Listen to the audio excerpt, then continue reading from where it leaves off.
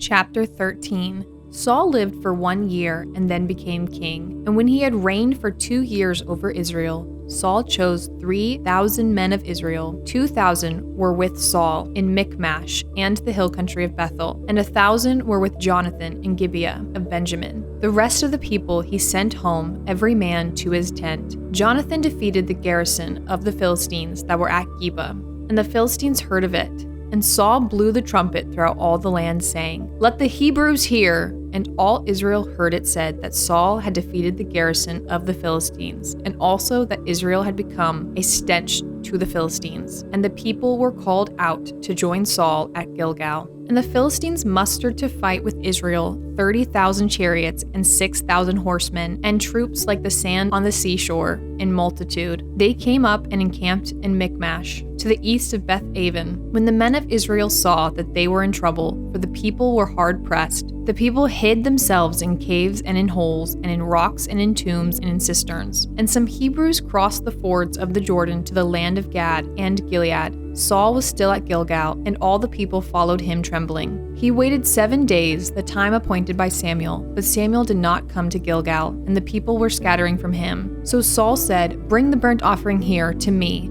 and the peace offerings." And he offered the burnt offering. As soon as he had finished offering the burnt offering, behold, Samuel came, and Saul went out to meet him and greet him. Samuel said, "What have you done?" And Saul said, "When I saw that the people were scattering from me, and that you did not come within the days appointed, and that the Philistines had mustered at Michmash, I said, now the Philistines will come down against me at Gilgal, and I have not sought the favor of the Lord. So I forced myself and offered the burnt offering." And Samuel said to Saul, "You have done foolishly. You have not kept the command of the Lord your God with which he commanded you, for then the Lord would have established your kingdom over Israel forever. But now your kingdom shall not continue. The Lord has sought out a man after his own heart, and the Lord has commanded him to be prince over his people, because you have not kept what the Lord commanded you." And Samuel arose and went up from Gilgal. The rest of the people went up after Saul to meet the army. They went up from Gilgal to Gibeah of Benjamin. And Saul numbered the people who were present with him, about 600 men. And Saul and Jonathan his son, and the people who were present with them, stayed in Gibeah of Benjamin. But the Philistines encamped in Michmash, and raiders came out of the camp of the Philistines in 3 companies. One company turned towards Ophrah, to the land of Shual.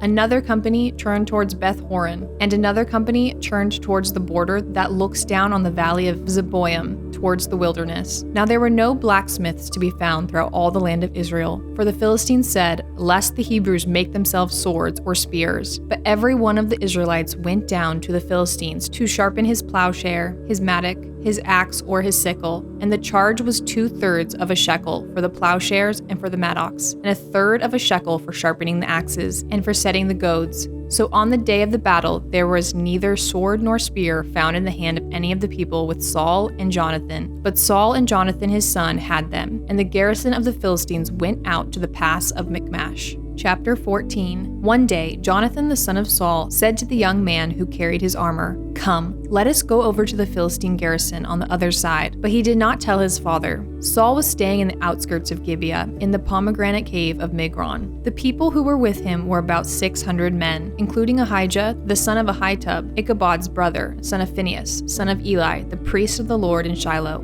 wearing an ephod. And the people did not know that Jonathan had gone. Within the passes by which Jonathan sought to go over to the Philistine garrison, there was a rocky crag on the one side and a rocky crag on the other side. The name of the one was Bozez, and the name of the other Sina. The one crag rose on the north in front of Michmash, and the other on the south in front of Gibeah. Jonathan said to the young man who carried his armor, "Come, let us go over to the garrison of these uncircumcised. It may be that the Lord will work for us, for nothing can hinder the Lord from saving by many or by few." And his armor-bearer said to him, "Do all that is in your heart. Do as you wish. Behold, I am with you, heart and soul." Then Jonathan said, "Behold, we will cross over to the men, and we will show ourselves to them. If they say to us, 'Wait until we come to you,' then we will stand still in our place, and we will not go up to them. But if they say, 'Come up to us,' then we will go up, for the Lord has given them into our hand, and this shall be the sign to us." So both of them showed themselves to the garrison of the Philistines. And the Philistines said, "Look, Hebrews are coming out of the holes where they have hidden themselves." And the men of the garrison hailed Jonathan and his armor-bearer and said, "Come up to us, and we will show you a thing." And Jonathan said to his armor-bearer, "Come up after me, for the Lord has given them into the hand of Israel." Then Jonathan climbed up on his hands and feet, and his armor-bearer after him. And they fell before Jonathan, and his armor-bearer killed them after him. And that first strike which Jonathan and his armor-bearer made killed about 20 men, within, as it were, half a furrow's length in an acre of land. And there was a great panic in the camp, and in the field, and among all the people. The garrison and even the raiders trembled. The earth quaked, and it became a very great panic. And the watchmen of Saul in Gibeah of Benjamin looked, and behold, the multitude was dispersing here and there. Then Saul said to the people who were with him, "Count and see who has gone from us." And when they had counted, behold, Jonathan and his armor-bearer were not there. So Saul said to Ahijah, "Bring the ark of God here," for the ark of God went at that time with the people of Israel. Now, while Saul was talking to the priest, the tumult in the camp of the Philistines increased more and more. So Saul said to the priest, "Withdraw your hand." Then Saul and all the people who were with him rallied and went into battle. And behold, every Philistine's sword was against his fellow, and there was very great confusion. Now the Hebrews who had been with the Philistines before that time, who had gone up with them into the camp, even they also turned to be with the Israelites who were with Saul and Jonathan. Likewise, when all the men of Israel who had hidden themselves in the hill country of Ephraim heard that the Philistines were fleeing, they too followed hard after them in battle. So the Lord saved Israel that day, and the battle passed beyond Beth-aven. And the men of Israel had been hard pressed that day. So Saul had laid an oath on the people, saying, "Cursed be the man who eats food until it is evening, and I am avenged on my enemies." So none of the people had tasted food. Now when all the people came to the forest, behold, there was honey on the ground. And when the people entered the forest, behold, the honey was dropping, but no one put his hand to his mouth, for the people feared the oath. But Jonathan had not heard his father charge the people with the oath. So he put out the tip of the staff that was in his hand and dipped it in the honeycomb, and put his hand to his mouth, and his eyes became bright. Then one of the people said, "Your father strictly charged the people with an oath, saying, 'Cursed be the man who eats food this day.'" And the people were faint. Then Jonathan said, "My father has troubled the land. See how my eyes have become bright, because I tasted a little of this honey? How much better if the people had eaten freely today of the spoil of their enemies that they found. For now the defeat among the Philistines has not been great. They struck down the Philistines that day from Michmash to Aijalon, and the people were very faint. The people pounced on the spoil and took sheep and oxen and calves and slaughtered them on the ground, and the people ate them with the blood. Then they told Saul, "Behold, the people are sinning against the Lord by eating with the blood." And he said, "You have dealt treacherously. Roll a great stone to me here." And Saul said, "Disperse yourselves among the people and say to them, Let every man bring his ox or his sheep and slaughter them here and eat, and do not sin against the Lord by eating with the blood." So every one of the people brought his ox with him that night, and they slaughtered them there. And Saul built an altar to the Lord. It was the first altar that he had built to the Lord. Then Saul said, "Let us go down after the Philistines by night and plunder them until the morning light. Let us not leave a man of them." And they said, "Do whatever seems good to you." But the priest said, "Let us draw near to God here." And Saul inquired of God, "Shall I go down after the Philistines? Will you give them into the hand of Israel?" But he did not answer him that day. And Saul said, "Come here, all you leaders of the people, and know and see how this sin has arisen today. For as the Lord lives, who saves Israel, though it be in Jonathan my son, he shall surely die." But there was not a man among all the people who answered him. Then he said to all Israel, "You shall be on one side, and I and Jonathan my son will be on the other side." And the people said to Saul, "Do what seems good to you." Therefore Saul said, "O Lord God of Israel, why have you not answered your servant this day? If this guilt is in me or in Jonathan my son, O Lord, God of Israel,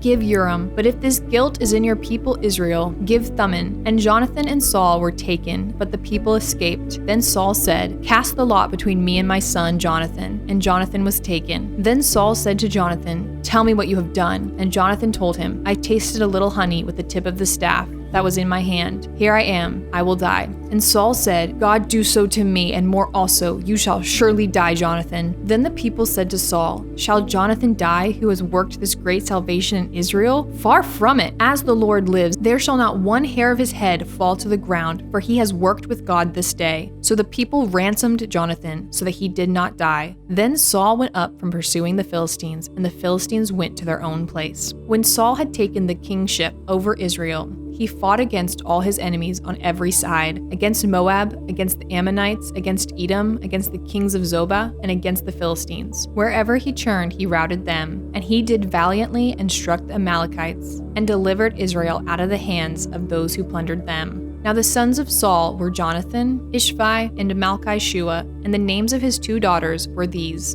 The name of the firstborn was Merab, and the name of the younger, Michal. And the name of Saul's wife was Ahinoam, the daughter of Ahimaaz. And the name of the commander of his army was Abner, the son of Ner, Saul's uncle. Kish was the father of Saul, and Ner, the father of Abner, was the son of Abiel. There was hard fighting against the Philistines all the days of Saul. And when Saul saw any strong man or any valiant man, he attached him to himself.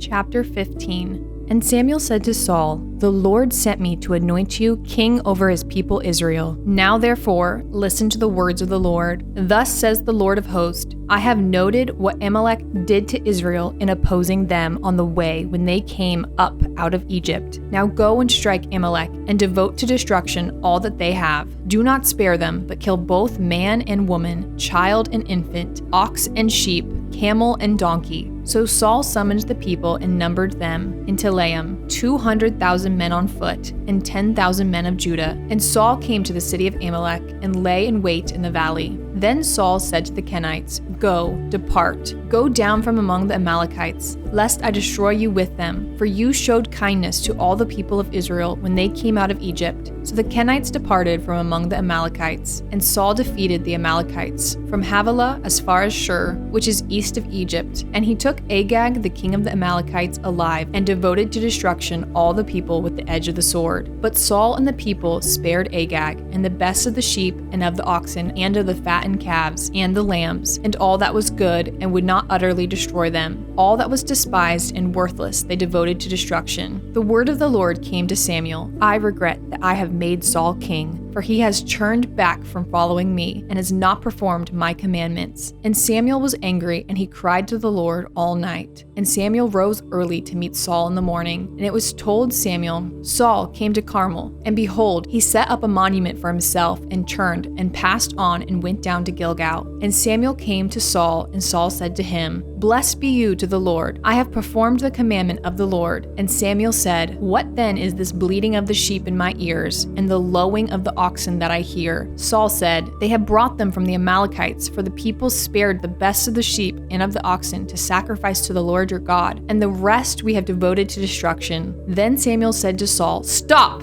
I will tell you what the Lord said to me this night." And he said to him, "Speak." And Samuel said, "Though you are little in your own eyes, are you not the head of the tribes of Israel? The Lord anointed you king over Israel, and the Lord sent you on a mission and said, 'Go, devote to destruction the sinners, the Amalekites, and fight against them until they are consumed.' Why then did you not obey the voice of the Lord? Why did you pounce on the spoil and do what is evil in the sight of the Lord?" And Saul said to Samuel, "I have obeyed the voice of the Lord. I have gone on the mission on which the Lord sent me. I have brought Agag, the king of Amalek, and I have devoted the Amalekites to destruction. But the people took of the spoil, sheep and oxen, the best of the things devoted to destruction, to sacrifice to the Lord your God in Gilgal." And Samuel said, "Has the Lord as great delight in burnt offerings and sacrifices as in obeying the voice of the Lord? Behold, to obey is better than sacrifice, and to listen than the fat of rams. For rebellion is as the sin of divination, and presumption is as iniquity and idolatry, because you have rejected the word of the Lord. He has rejected you from being king." Saul said to Samuel, "I have sinned, for I have transgressed the commandment of the Lord and your words, because I feared the people and obeyed their voice. Now therefore, please pardon my sin and return with me, that I may bow before the Lord." And Samuel said to Saul, "I will not return with you,